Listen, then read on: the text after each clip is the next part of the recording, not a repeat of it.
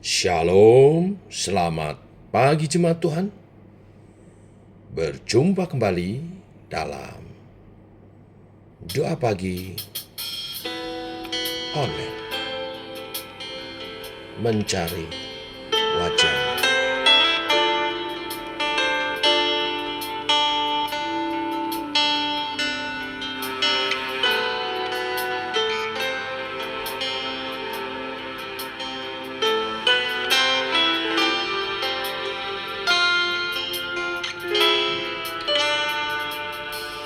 Ya Allahku,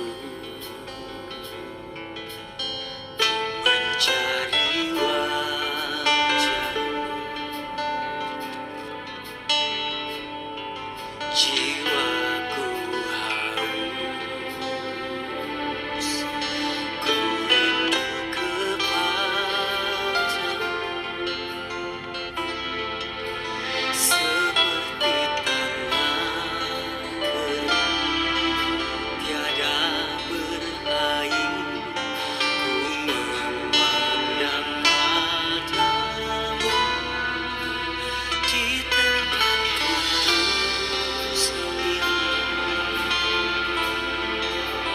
penuh kekuatan kemuliaan-Mu.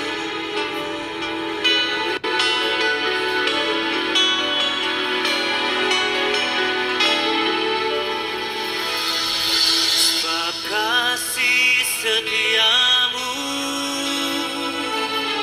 lebih dari hidup, bibirku memegahkanmu dan ku mau pujimu seumur hidup. Ku angkat tanganku demi nama-Mu yang kudus. Kaulah pertolonganku dan ku lekat padamu.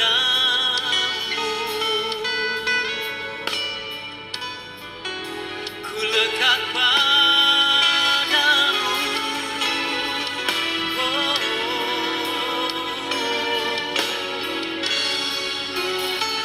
Sebab kasih setia Tuhan lebih dari hidup kita, amen. Boleh tepuk tangan sekali lagi bagi kasih Tuhan.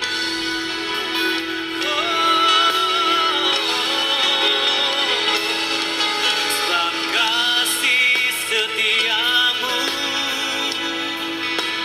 lebih dari hidup, bibirku memegahkanmu dan ku mau pujimu seumur hidup. Ku angkat tanganku demi nama-Mu yang kudus. Kaulah pertolonganku dan ku lekat padamu. Yang terbaik bagi Tuhan kita, amen. Jika kita lekat dengan Tuhan, kita percaya kita mampu menghadapi apapun dalam hidup kita.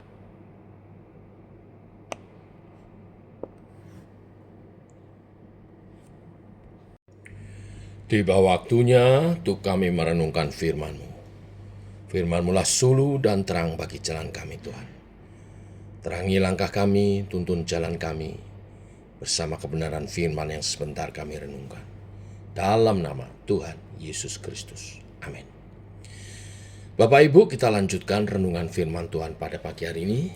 Kisah Para Rasul 8, ayat 26 sampai dengan 40.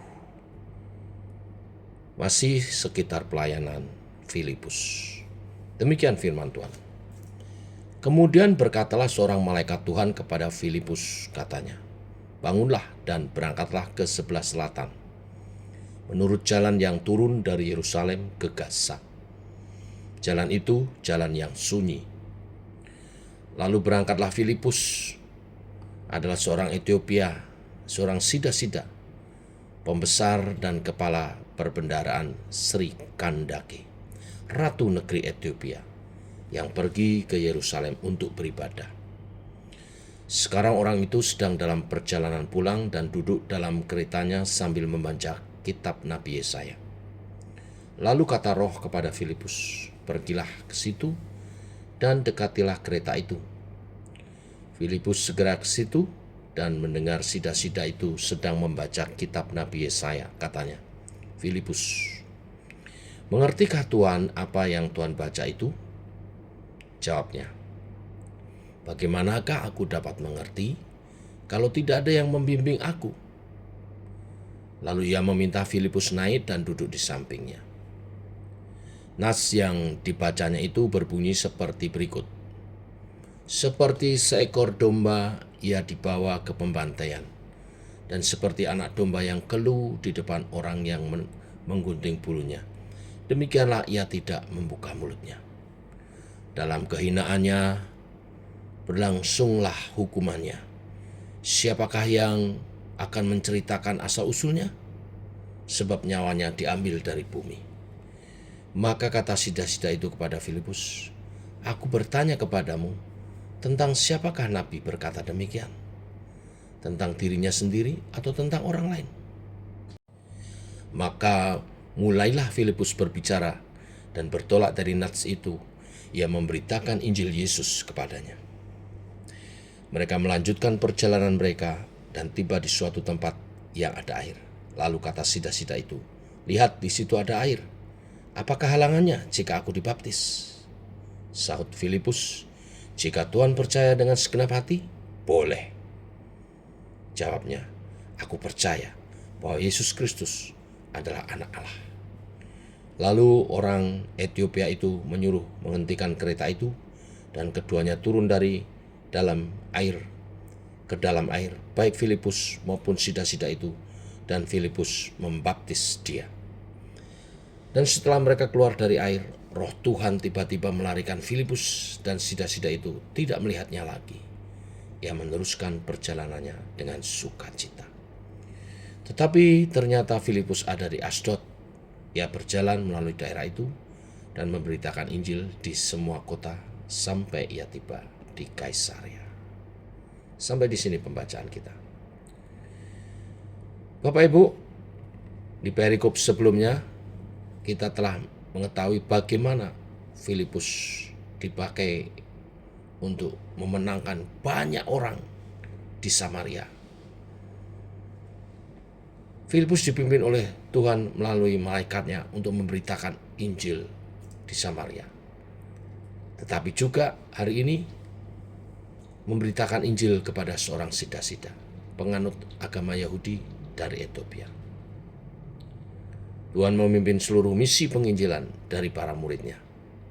Tuhan yang membuka jalan ke kota-kota besar, seperti sebelumnya Filipus memenangkan banyak orang di Samaria. Tetapi juga Tuhan memimpin Filipus ke jalan yang sepi, dikatakan. Jalan Tuhan memang kadang-kadang sulit untuk dipahami. Tetapi percayalah, jalan Tuhan adalah yang terbaik. Seorang penginjil besar seperti Filipus yang sanggup berkhotbah dan mempertobatkan sebuah kota di Samaria, sekarang harus pergi ke tempat yang sepi dan memberitakan Injil kepada satu orang saja, seorang sida-sida Ethiopia. Sida-sida adalah penganut agama Yahudi, walaupun dia sendiri bukannya orang Yahudi. Umumnya tugas sebagai sida-sida membuat seorang harus dikebiri untuk bisa melayani tugasnya di istana Ratu Ethiopia. Karena keadaannya inilah, dia dilarang masuk bait suci berdasar perintah Ulangan pasal 23.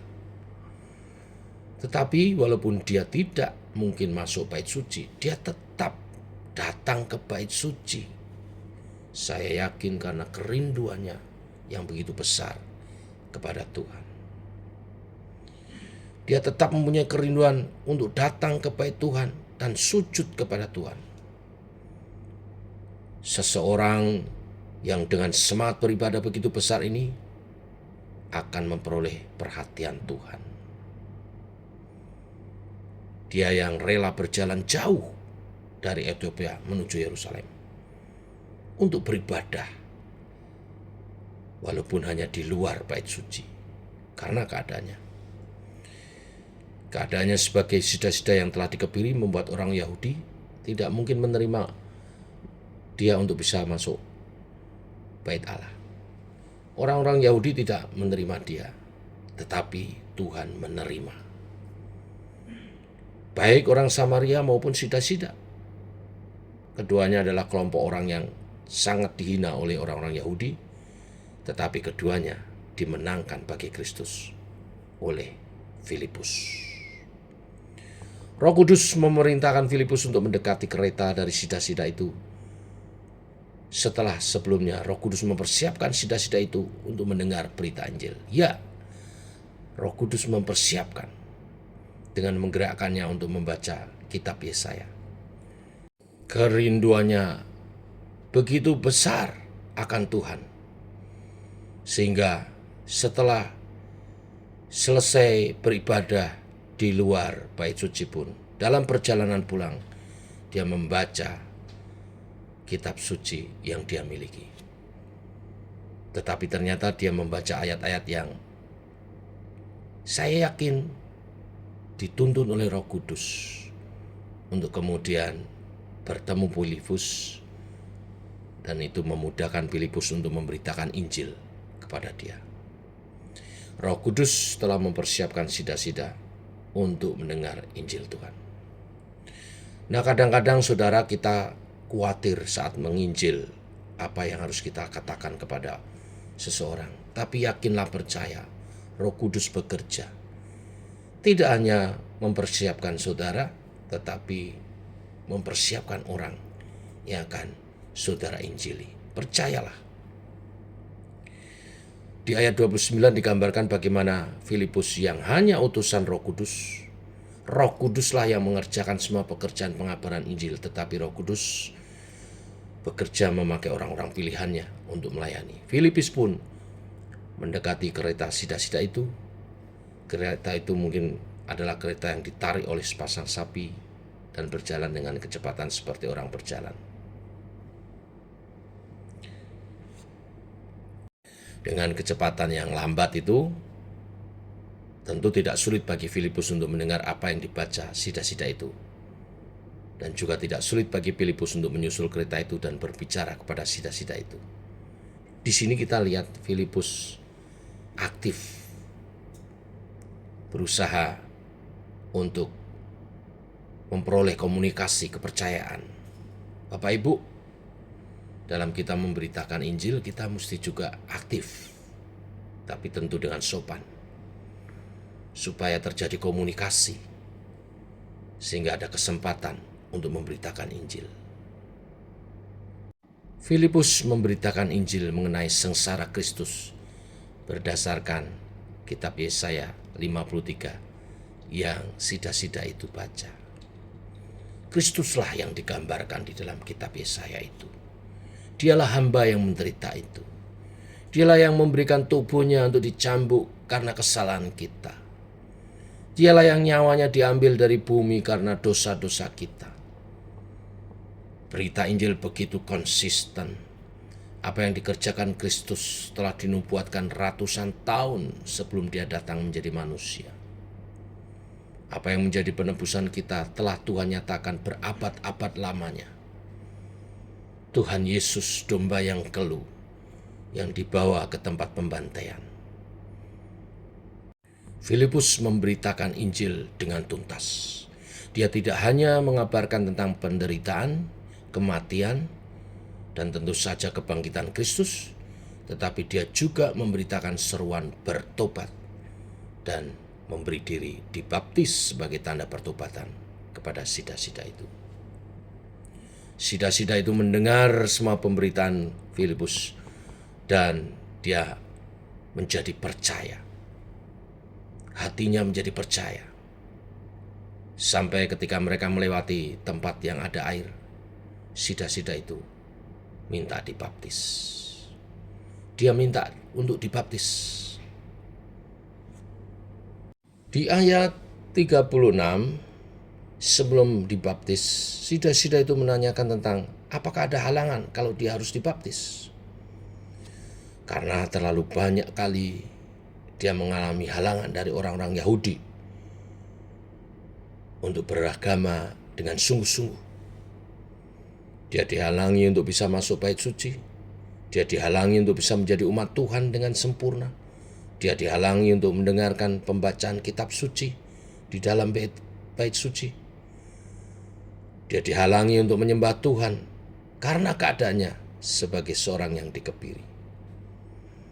Maka ketika dia ingin dibaptis, dia sadar akan keberadaannya yang tidak layak. Dan dengan rendah hati bertanya, apakah orang seperti saya boleh dibaptis? Dan Filipus menjelaskan, yang menghalangi seseorang menjadi umat Tuhan bukanlah keadaannya yang lama. Yang menghalangi seseorang menjadi umat Tuhan adalah tidak adanya pertobatan yang sejati. Orang yang dalam keadaan baik sekalipun tidak mungkin menjadi umat Tuhan tanpa pertobatan. Harus ada pertobatan sejati. Keadaan dikebiri, keadaan berdosa, keadaan tercemar, apapun tidak akan menghalangi seorang diselamatkan. Hanya kesombongan rohani dan penolakan untuk beriman dan bertobat yang akan menghalangi seorang diselamatkan. Jika seorang percaya dengan segenap hati, maka dia diselamatkan. Dia yang diselamatkan akan menjadi milik Roh Kudus. Dia menjadi milik Roh Kuduslah yang dibaptis sebagai tanda bahwa dia telah sungguh-sungguh percaya kepada Kristus. Bapak Ibu jemaat Tuhan, pagi hari ini kita merenungkan orang yang rindu akan hadirat Tuhan, Tuhan akan jumpai secara khusus. Walaupun di pemandangan mata manusia mungkin dia dipandang hina, tetapi Tuhan melihat kedalaman hati seseorang. Bagian hari ini mengisahkan pertobatan yang begitu indah. Pertobatan dari seorang yang dalam keadaan kehinaannya dan tertolak, tetap berusaha mencari Tuhan. Banyak orang berpikir, mengapa Filipus, penginjil yang hebat, harus mengerjakan penginjilan seorang diri kepada seorang sida-sida Ethiopia? Karena Tuhan melihat hati sida-sida yang begitu rindu, dan Tuhan mau pakai untuk memenangkan Ethiopia. Melalui pertobatan sida-sida inilah kemudian Injil masuk ke Ethiopia dan tersebar. Maka genaplah firman Tuhan dari Yerusalem, Yudea, Samaria, sampai ke ujung bumi. Tuhan memberkati. Mari kita berdoa. Bapa, kami mengucap syukur oleh kasih anugerah-Mu. Kami belajar kebenaran firman-Mu hari ini. Bagaimana Tuhan mengatur pelayanan hamba-Mu,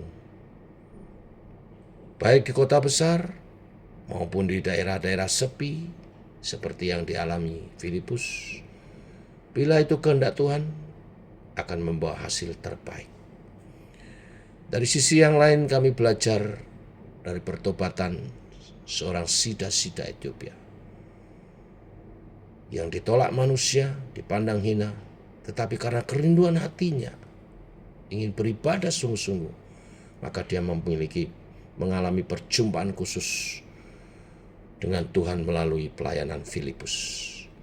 Dia menemukan pertobatannya yang sejati dan boleh dibaptiskan. Terima kasih Tuhan untuk berita firman-Mu hari ini, memperteguh iman kami, pengikutan kami akan Tuhan. Kami nyerahkan sepanjang hari ini perjalanan hidup kami dalam pimpin-Mu. Dalam nama Tuhan Yesus Kristus. Amin. Demikian saudara doa pagi kita. Selamat pagi. Jangan lupa nanti malam kita berkumpul dalam menara doa. Terpuji nama Tuhan, kekal selamanya. Selamat pagi, shalom.